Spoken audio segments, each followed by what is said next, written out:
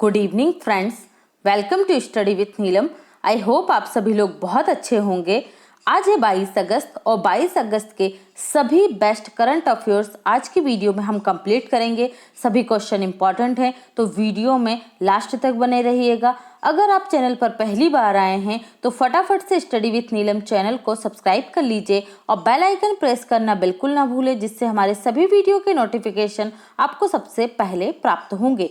इस वीडियो और इससे पहले के सभी वीडियो के आपको पीडीएफ चाहिए तो आप हमारा official Telegram channel study with Neelam join कर सकते हैं। आप हमें इंस्टा, फेसबुक और ट्विटर पर भी फॉलो कर सकते हैं। इंस्टा और फेसबुक की स्टोरीज आप डेली चेक कीजिए। यहाँ आपको स्टडी से रिलेटेड जो इन्फॉर्मेशन है, करंट से रिलेटेड जो इन्फॉर्मेशन है वो प्राप्त होगी और प्लस एमसीक्यूज भी यहाँ डाले जाते हैं जो आपके लिए इम्पॉर्टेंट होंगे। ओके फ्रेंड्स, और आप हमें जो एप्लीकेशन ऐप है स्टडी विथ नीलम, इसे भी गूगल प्ले स्टोर से जाकर डाउनलोड कर सकते हैं।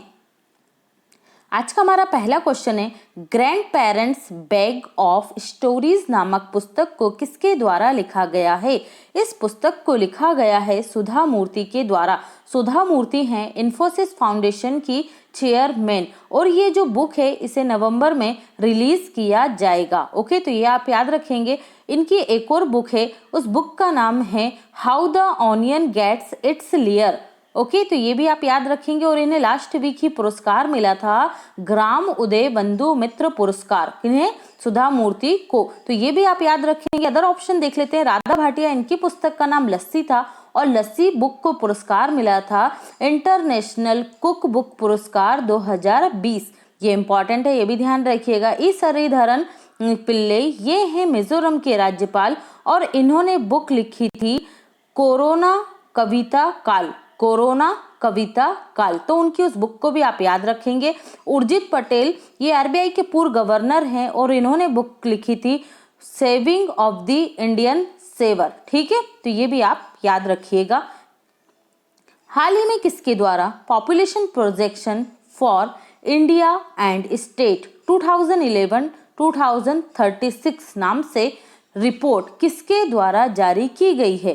तो ये रिपोर्ट जारी की गई है जनसंख्या पर राष्ट्रीय आयोग द्वारा। राष्ट्रीय जनसंख्या आयोग द्वारा ये रिपोर्ट जारी की गई है। इस रिपोर्ट, ये जो राष्ट्रीय जनसंख्या आयोग है किस मंत्रालय के अंतर्गत आता है? सबसे पहले आप ये ध्यान रखिए, तो ये आता है स्वास्थ्य मंत्रालय के अंतर्गत। और वर्तमान में हमारे स्वास्थ्य मंत्री कौन है? तो ये हैं हर्षवर्धन सिंह। ओके, इस आयोग ने 2011 की जो जनसंख्या थी और 2036 तक उसमें क्या परिवर्तन आएंगे उस पर यह रिपोर्ट जारी की है। तो देख लेते हैं इसकी रिपोर्ट से कुछ इंपॉर्टेंट जो पॉइंट हैं। इन्होंने बताया है कि 2011 में जो हमारा लिंग अनुपात था देश का, ठीक है, लिंग अनुपात कितना था? सेक्स रेशियो, तो ये था 943। कब? 2011 में। ओके, और 2036 में ये कितना हो जाएगा? 957 हो जाएगा। ठीक है, 1000 पुरुषों पर महिलाओं की संख्या कितनी हो जाएगी? 957। जो शिशु मृत्यु दर है वर्तमान में, वो शिशु मृत्यु दर ये हो जाएगी 2035 तक 30। ओके, कितनी हो जाएगी? 30 हो जाएगी 2035 तक। और जो हमारी टोटल आबादी है अभी कितनी है? 121 करोड़ है 2011 की जनगणना के अनुसार। 2036 तक ये हो जाएगी 151.8 करोड़। 151.8 करोड़ ये हो जाएगी। तो इस तरीके के कुछ इम्पॉर्टेंट जो जनसंख्या से जुड़े हुए फैक्ट हैं वो इस रिपोर्ट में बताए गए हैं। तो याद रखिएगा, जनसंख्या पर राष्ट्रीय आयोग के द्वारा। हाल ही में तृतीनाद और टोबैको के नए प्रधानमंत्री निम्न में से कौन बन गए हैं? तो ये बन गए हैं कैथी रोवली। कौन बन गए हैं? कैथी रोवली तृतीनाद एंड टोबैको के नए प्रधानमंत्री बन गए हैं। इनका यह दूसरा कार्यकाल है। कैथी रोवेली का तृतीनाद में यह दूसरा कार्यकाल है। ठीक है, तो ये आप याद रखेंगे। अदर ऑप्शंस को देख लेते हैं हम। वॉल्टर रोजर मार्टोस, ये कौन है? वॉल्टर रोजर मार्टोस, ये पेरू के पीएम है। कहाँ के पीएम है? पेरू के पीएम है। मोहम्मद ओल्ड बिलाल, तो ये मोहम्मद ओल्ड बिलाल कहाँ के पीएम है? ये है मॉरिटानिया के। कहाँ के? मॉरिटानिया के। हिचेम मिचिची, ये ट्यूनीशिया के पीएम है। कहाँ के हैं? ट्यूनीशिया के पीएम हैं। ओके, तो हम देख लेते हैं मैप में ट्रिनिडाद एंड टोबैगो को कैपिटल क्या है? पोर्ट लुइस है और मुद्रा क्या है? Trinidad and Tobago dollar. Trinidad and Tobago dollar. देखिए ये चर्चा में क्यों रहा था, ये है ट्रिनिडाद एंड टोबैगो। ये जो लोकेशन आपको दिख रही है, यहाँ की जो कैपिटल है वो क्या है? पोर्ट लुइस ये दिख रही है, ये नाम है इसका। देखिए यहाँ पर ये चर्चा में इसलिए रहा था, यहाँ पर 2021 में क्या होने वाले थे? कॉमनवेल्थ गेम्स यही होने वाले थे 2021 के, लेकिन कोविड-19 की वजह से उन्हें कैंसिल कर दिया गया और अब वो कब होंगे? 2023 में होंगे, क्योंकि 2022 में 21 में क्या होने वाले हैं? जापान का टोक्यो, वहाँ पर ओलंपिक गेम्स होने वाले। तो दोनों में क्लैश ना हो, क्योंकि बहुत सारे खिलाड़ी हैं जो दोनों ही गेम्स में पार्टिसिपेट करते हैं। तो जो टोक्यो में होने वाले ओलंपिक हैं वो होंगे 2021 में, और कॉमनवेल्थ गेम्स जो होंगे वो होंगे 2023 में। कहाँ होंगे? ट्रिनिडाद एंड टोबैगो में। तो ये सारे पॉइंट आप यहाँ से याद रखेंगे। बढ़ते हैं अगले क्वेश्चन की तरफ। हाल ही में वरिष्ठ नागरिकता दिवस कब मनाया गया? तो ये वरिष्ठ नागरिकता दिवस मनाया गया है 21 अगस्त को। सीनियर सिटीजन डे 21 अगस्त को प्रतिवर्ष मनाया जाता है। कौन सेलिब्रेट करता है? तो ये मनाता है यूनाइटेड नेशन जनरल असेंबली या संयुक्त राष्ट्र महासभा के द्वारा ये मनाया जाता है। 1990 से इसे पहली बार मनाया जाना प्रारंभ किया गया है। ठीक है, मतलब 1990 में इसकी घोषणा की गई थी, जो रहता है जो सीनियर सिटीजन डे। एक और डे मनाते हैं हम ओल्ड एज से रिलेटेड, वो है हमारा international day of older person. International day of older person ये कब मनाते हैं हम? तो याद रखिएगा ये 1 अक्टूबर को मनाते हैं। ठीक है, ये भी इम्पॉर्टेंट है आपके एग्जाम पॉइंट ऑफ व्यू से। अब आई है डे की बात, तो चलिए फटाफट से अगस्त मंथ के सारे डे हम एक बार देख लेते हैं। पहला था मुस्लिम महिला अधिकार दिवस, 1 अगस्त को मुस्लिम महिला अधिकार दिवस और राष्ट्रीय पर्वतारोही दिवस। 3 अगस्त को विश्व संस्कृत दिवस। 6 अगस्त को हिरोशिमा दिवस। यहाँ पर याद रखना 1 अगस्त से 7 अगस्त तक मनाया जाता है स्तनपान जागरूकता दिवस। ठीक है, जो माताएं होती हैं शिशुओं की, उनको स्तनपान कराने के लिए जागरूकता सप्ताह मनाया जाता है। 7 अगस्त को मनाया जाता है नेशनल हैंडलूम डे। 9 अगस्त को नागासाकी दिवस। 10 अगस्त को वर्ल्ड बायोफ्यूल डे और अंतरराष्ट्रीय सेर दिवस। वर्ल्ड बायोफ्यूल डे की थीम क्या रही? बायोफ्यूल टूवर्ड्स आत्मनिर्भर भारत। 12 अगस्त को हमने सेलिब्रेट किया अंतरराष्ट्रीय युवा दिवस और विश्व हाथी दिवस। दोनों चीजें याद रखना, अंतरराष्ट्रीय युवा दिवस और विश्व हाथी दिवस। तो अंतरराष्ट्रीय युवा दिवस की थीम क्या थी? Youth engagement for global action.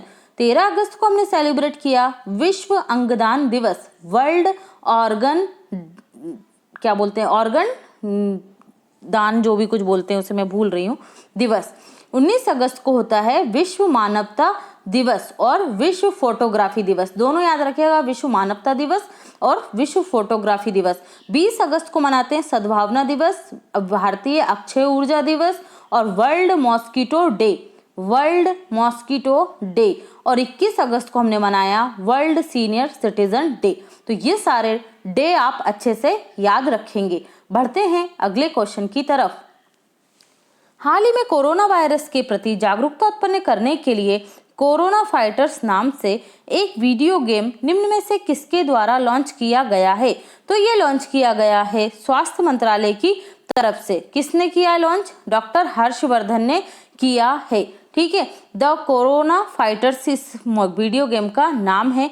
इसके माध्यम से क्या होगा? लोगों में कोरोना वायरस के प्रति जागरूकता उत्पन्न की जाएगी। सैनिटाइज करना, सोशल डिस्टेंसिंग रखना, इम्यूनिटी बढ़ाना, इस तरीके के सभी जो प्रिक्योर हमें अपनाना चाहिए किसी भी बीमारी, किसी भी संक्रमण से बचने के लिए, तो वो इस वीडियो गेम के माध्यम से आपको बताए गए हैं। लॉन्च किसने किया है? तो हर्षवर्धन जो हमारे स्वास्थ्य मंत्री हैं उनके द्वारा। इन्होंने अभी 2 प्रोग्राम और लॉन्च किए थे। क्या किया था? एक विद्यार्थी विज्ञान मंथन 2020, विद्यार्थी विज्ञान मंथन 2020 और मौसम एप्लीकेशन। इस एप्लीकेशन के माध्यम से मौसम की भविष्यवाणी एक दिन में 8 बार की जाती है। ओके, तो ये भी आप याद रखेंगे। अदर ऑप्शन देख लेते हैं हम लोग। प्रहलाद जोशी, ये कौन है? ये हैं केंद्रीय कोयला मंत्री और इनका लोकसभा क्षेत्र है धारवाड़, कर्नाटक। ओके, और इन्होंने अभी हाल ही में लॉन्च किया था सत्यभामा पोर्टल, सत्यभामा पोर्टल। और नरेंद्र सिंह तोमर, तो ये मध्य प्रदेश के मुरैना से लोकसभा सांसद हैं और इनका ये हैं हमारे केंद्रीय कृषि मंत्री। और नरेंद्र मोदी जी को आप सभी जानते हैं, ठीक है। कोरोना फाइटर्स, ठीक है, ये है वीडियो गेम। निम्न में से किस राज्य सरकार द्वारा अपना नया लोगो लॉन्च किया गया है? तो ये लॉन्च किया गया है झारखंड सरकार के द्वारा। झारखंड सरकार ने अपना नया लोगो लॉन्च किया है। इस लोगो में ये जो आप देख रहे हैं ये हाथी हैं। कितने हाथी हैं इसमें? 24 हाथी हैं। ओके, क्यों हाथी क्यों रखा गया? किसी और जानवर को क्यों नहीं रखा गया? क्योंकि झारखंड का राजकीय पशु क्या है? हाथी है। और जो रेड कलर के आप ये फूल देख रहे हैं, ये किसके फूल है? ये हाथी हैं और ये फूल है रेड कलर के, तो ये भी 24 है। क्योंकि झारखंड का राजकीय जो फूल है वो है क्या? पलाश के फूल। कौन से फूल?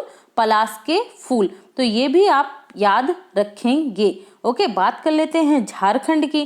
तो झारखंड की जो ये रहा आपका मैप में झारखंड ग्रीन कलर में। झारखंड की कैपिटल क्या है? रांची यहाँ की कैपिटल है। क्या है? रांची। ओके, और झारखंड के सीएम हैं हेमंत सोरेन। गवर्नर हैं द्रौपदी मुर्मू। गवर्नर कौन है? द्रौपदी मुर्मू। यहाँ पर लोकसभा की सीटें 14, राज्यसभा की 16 और विधानसभा की 81 मिलेंगी आपको। और सेंट्रल कोल्ड फील्ड लिमिटेड का जो मुख्यालय है वो भी कहाँ मिलेगा आपको? रांची में ही मिलेगा। रांची से आपको कुछ इंपॉर्टेंट क्वेश्चन याद रखना है यहाँ पर कि जो झारखंड है यहाँ पर इन्होंने अपना क्या करा है? नया लोगो लॉन्च किया है। बढ़ते हैं अगले क्वेश्चन की तरफ। निम्न में से किस कंपनी द्वारा 2 लाख करोड़ का बाजार पूंजीकरण हासिल करने के मामले में दुनिया की पहली कंपनी बन गई है? ठीक है, तो ये बन गई है आपकी एप्पल, आरामको। और दूसरी कंपनी कौन है? तो दूसरी कंपनी आपकी एप्पल है। तो मैंने यहाँ पर आपको दोनों ही पॉइंट कंप्लीट करा दिए। पहली है सऊदी आरामको। सऊदी आरामको तो बहुत आगे है। और दूसरे नंबर पर आ गई है आपकी कौन? एप्पल कंपनी आ गई है। किसमें? 2 लाख करोड़ डॉलर का बाजार पूंजीकरण, मतलब बाजार में उनकी जो पूंजी है उसकी, जो उनका पूरी की पूरी पूंजी, उसकी कीमत कितनी है बाजार लेवल पर?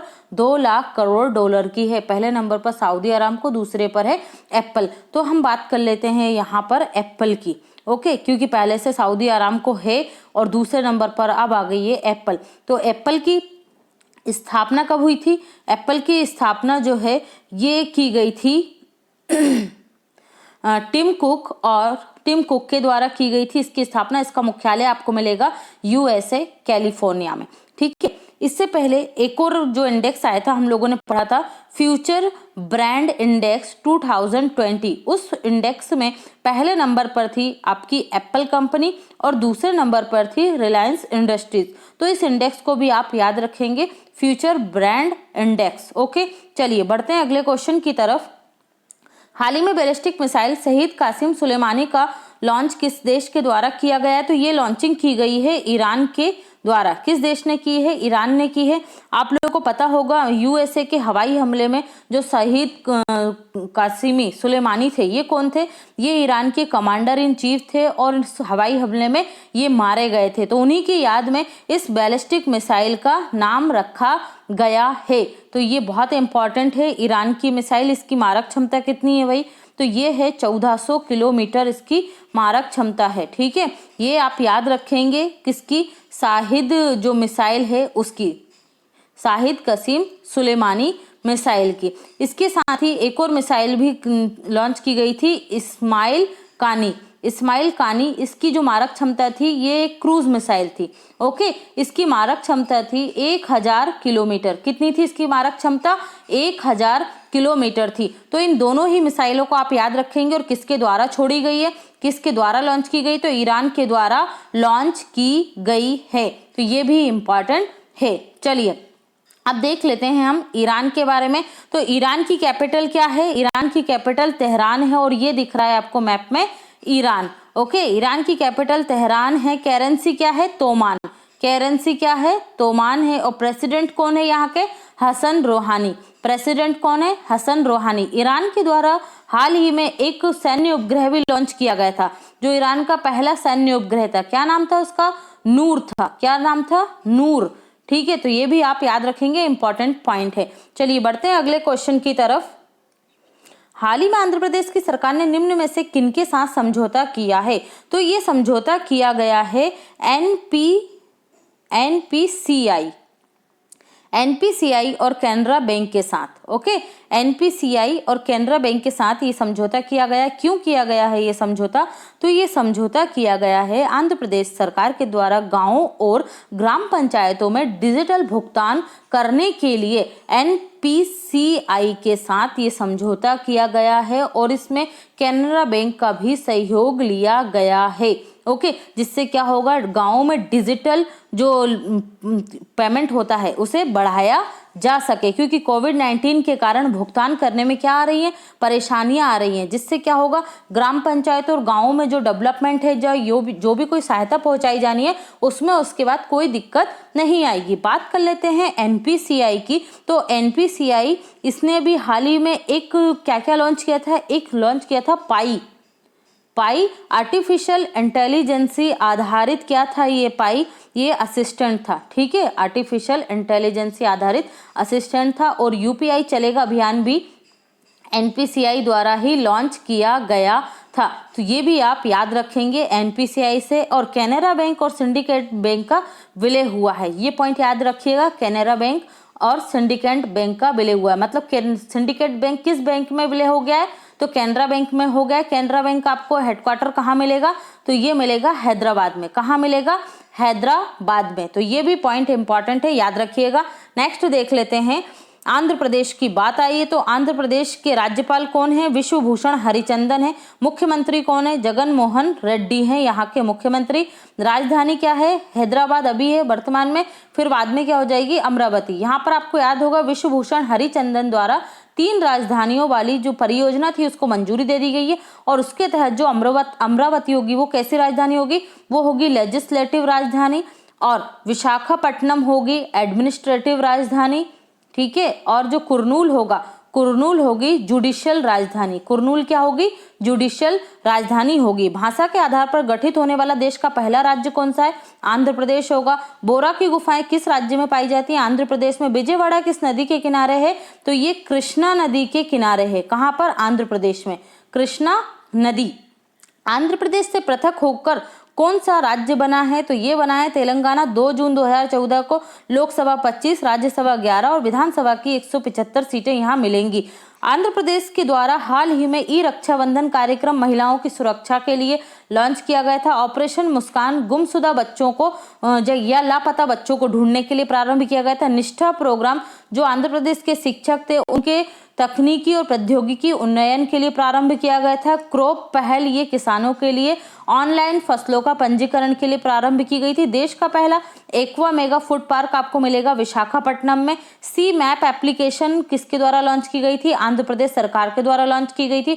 और देश का पहला ऑनलाइन वेस्ट मैनेजमेंट प्लेटफॉर्म भी आपको प्राप्त होगा आंध्र प्रदेश में।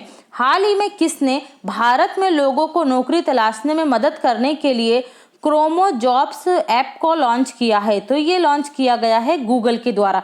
किसने लॉन्च किया है? गूगल ने। देखिए, जिनको सैलरी प्राप्त होती थी, जिन लोगों की नौकरी कोरोना वायरस की वजह से चली गई है, या जो लोग नौकरियां तलाश रहे हैं, रोजगार पाना चाहते हैं, उन लोगों को इस ऐप के माध्यम से गूगल क्या करेगा? नौकरियां प्रदान करेगा। ठीक है, वैसा ही है जैसा दिल्ली सरकार के द्वारा रोजगार बाजार पोर्टल लॉन्च किया गया था। तो ये भी आप याद रखेंगे, कौन लॉन्च कर रहा है? तो ये लॉन्च कर रहा है गूगल। देखिए, यहाँ पर हम देख लेते हैं कि गूगल की स्थापना कब हुई थी भाई? तो गूगल की स्थापना हुई थी 1998 में, 1998 में। कहाँ पर हुई थी? तो ये हुई थी यूएसए कैलिफोर्निया में स्थापना हुई थी। फाउंडर कौन थे?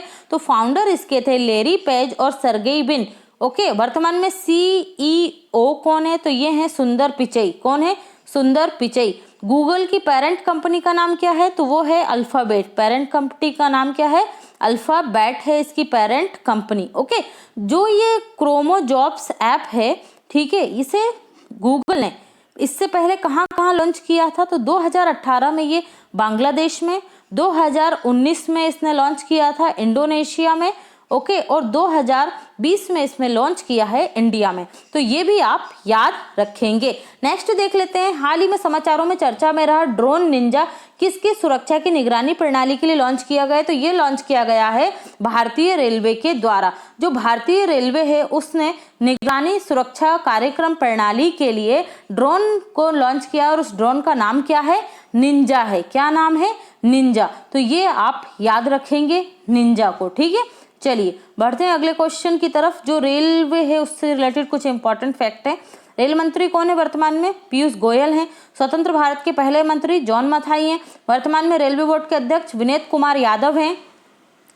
उत्तर रेलवे क्षेत्र में व्यापार माला एक्सप्रेस ट्रेन का संचालन किया गया, कहां से? मुंबई और बिहार के मध्य। भारतीय रेलवे 2030 तक पूर्णतः विद्युतीकृत होने का लक्ष्य रखा गया है। देश का पहला रेलवे केबल ब्रिज कहाँ मिलेगा? जम्मू कश्मीर में अंजी खंड नाम का है। इसकी लंबाई कितनी है? 473.25 मीटर। सबसे लंबी रेलगाड़ी शेषनाग चलाई गई, जिसकी लंबाई कितनी थी? 2.8 किलोमीटर रही, नागपुर और कोरबा के मध्य चली थी।